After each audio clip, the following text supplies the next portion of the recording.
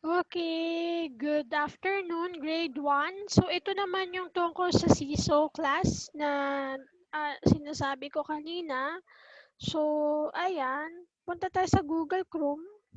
So makikita nyo, yung CISO class talaga is for the remote learning. So para sa mga malalayong lugar kung saan ito ay free sa mga estudyante at saka sa parents. So magla-login tayo.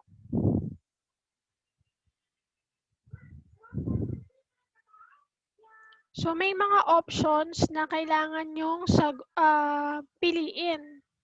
So kung kayo ay isang parent, pwede kang I'm a family member. So pwede kayong makapasok sa mismong CISO using your QR code.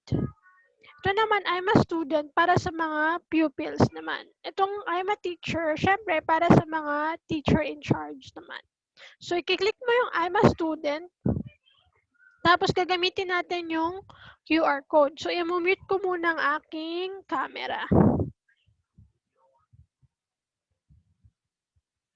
So ito, i-scan natin.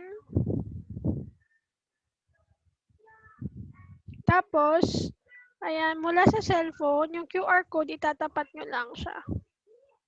Yan. So, ayan na, may mga students na akong nilagay dyan. So, pipili lang kayo kung sino yung, kung ano yung pangalan nyo. So, yan, walang mga pictures pa. Puro lang sila mga animals. So, randomly ko lang siya inano. So, click ko kay Ichiro. Ayan. So, kay Ichiro lang yung mabubuksan ko.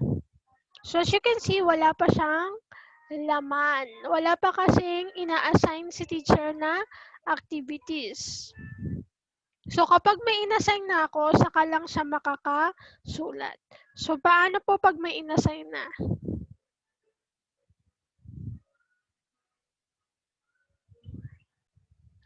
So, ito naman, kapag meron nang naka-assign sa kanila na activities or meron nang nakalagay na module. So, paano ang gagawin natin?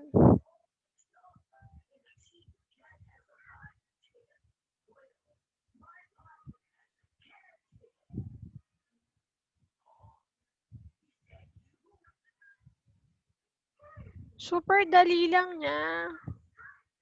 Super dali lang niyang gawin. So, i-click natin yung pangalan ng estudyante natin or yung pangalan mo bilang estudyante. Okay, so i-click ko yung activities. Meron na siyang Math Module 1. So, i-click lang yung add response. Click lang yung add response. Tapos, pwede ka nang sumagot sa iyong module. Pwede siyang gamitin sa cellphone, tablet, sa laptop. So, compatible siya kahit saan.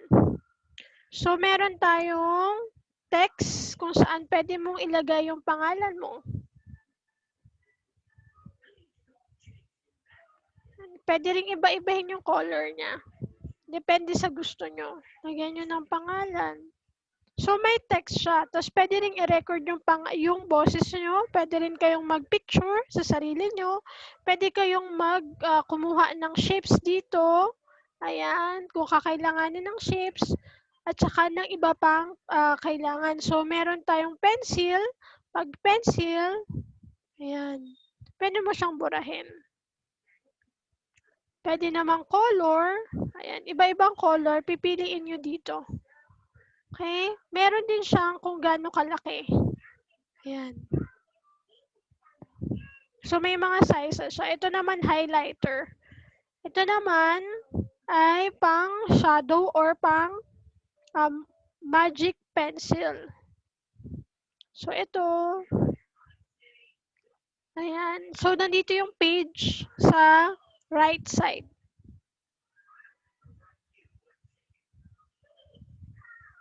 Kung lalagyan nyo ng check, okay. So, pwede kang pumili.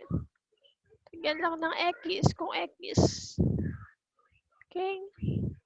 So, ito. Ayan. So, halimbawa na ganyanan mo siya, pwede mo siyang burahin. Okay? Ayan. So, teacher, paano po isa-submit? Kiklik lang po ito. Click. Yan. Tapos, na-send na kay teacher. No need to picturean pa, tapos ano pa sa Google Classroom. Naka-record na kay teacher kagad at marireceive ko kagad kung ano yung na-send ninyo. So, yun lang. Ganun kadali yung CISO class.